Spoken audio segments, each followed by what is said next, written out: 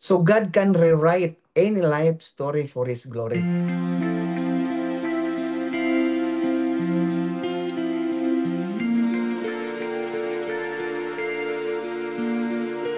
For me, brethren, Pastor Serdon, binalik ko lang yung kung ano kapower ang Panginoon, yung patriarchs, yung una bang mga salaysay niya sa Bible. Ganun din ngayon. Walang kaibahan. As I just read the book of Numbers, Serdon 25, I think 24, 25, chapter 24, 25, na nagsalita yung kabayo ng isang Pininas na yun, Pininas, na hindi siya maglakad sa gusto niya. Sinabihan siya si Balaam na huwag kang, yung prophet Balaam, na yung kabayo niya, galit siya kasi hindi magpunta sa gusto niya, na nagsalita, pinapasalita yung kabayo niya. Imposible yung kabayo magsalita. Pero ang Panginoon ang nagturo, nagsagawa na magsalita. Just to inform prophet Balaam na may anghel, there is an angel in my way in daanan. Hindi ako makapagpunta doon kasi mayroon angel. Binasag ayun, pinikas yung Red Sea, yung bato, nag-agas yung water, may mga grabe. Kung ginawa ng Panginoon, na-save si Shadrach, Meshach, and Abednego in that burning fire, bakit hindi sa atin magawa? Ang sa akin lang, brethren, you try to study ba, maski pagbasa lang na may alam ka na kung pinoteksyonan ang tao nung una, mga tao ng Panginoon, why not ngayon tayo? Ganun pa rin. Ang kulang lang sa atin, sa paniniwala lang talaga na wholehearted tayo dapat sa Panginoon. Yung trust, commitment ba? We are committed to our God. That's why in my reflection, si Abraham trusted God even when asked to leave his homeland. In Genesis chapter 12, 1 to 4. No? Like Abraham. Like also sa atin buhay. Our life's journey begins when we step out in faith na magbigay sa atin ng kaibahan. No? Si Joseph sa Genesis 15 verse 20, no, endured betrayal and prison, yet God lifted him up to save nations. No? So our trials can be turned into testimonies. And Moses faced fears and doubts, but God empowered him to lead Israel out of Egypt. So God equips us despite our weaknesses.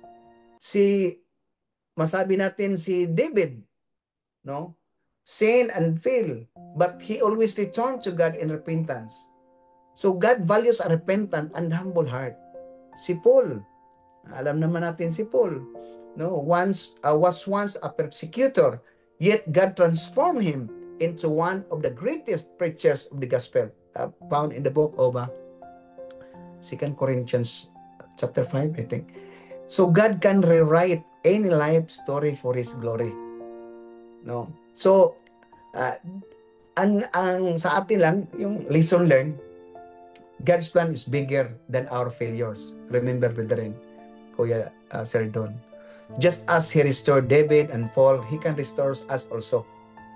Hindi man tayo perfect. We are not really perfect. But we must always do our part to commit ourselves to our God. Ang problema natin kasi sometimes, makasala tayo ng isa, may makagawa tayo ng kasalanan, hindi na tayo magpunta ng church kasi I'm guilty, I will not accept that part of the church, I cannot sing, I will not go to the pulpit because I commit a sin. No. Puntahan mo na para tulungan ka sa Panginoon, kaawaan ka sa Panginoon. Encourage yourself to be part of worship in God. Marami tayo. Friday, Wednesday, punta tayo, brethren. Huwag niyong sabihin na iba ang Amerika at saka sa Pilipinas. I know the President Trump na hindi siya persecute ng mga may Panginoon. He allow nga sa Panginoon, magsabi pa siya na may Panginoon. You are not like live in masabi ko communist place kagaya ng China at saka part ng Russia na hindi makapagdasal ang mga Adventista, magtago. But you are in America, open, freedom, na makapagsimba ng Wednesday, makapagsimba ng Friday, because that is the our obligation, a policy of our General Conference, para yung closeness natin sa Panginoon, banding ng prayers and fasting, magawa natin yung closeness sa Panginoon na magsamba ka whole week, that week. Huwag na natin idaanan na because I am working in hospital, I exempted. No. Hindi, mas grabe pa yung trabaho ko kaysa inyo. No, pero 24/7 ang police. But until now, to tell you, brethren, Sir Don, Pastor, walang nakatapos ko sa 30 years, almost 30 years, walang ni isa na nagalit sa akin na gusto ako pa trabahuin ng Sabat. Paminsan wala, because really of my God. So, ganun lang kasimple ang nangyari, no? Trials are stepping stones to victory, like Joseph, no? Our sufferings have purpose. Faith requires courage and obedience.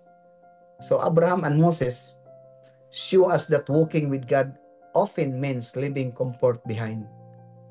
Yung repentance, no, and humility draw us closer to God. He is merciful, Panginoon natin. To those who seek Him, merciful ang Panginoon for those sa atin na nagpunta ng Panginoon. So God's presence is constant. He never leaves nor forsakes us. His promises stand true in every generation, brethren.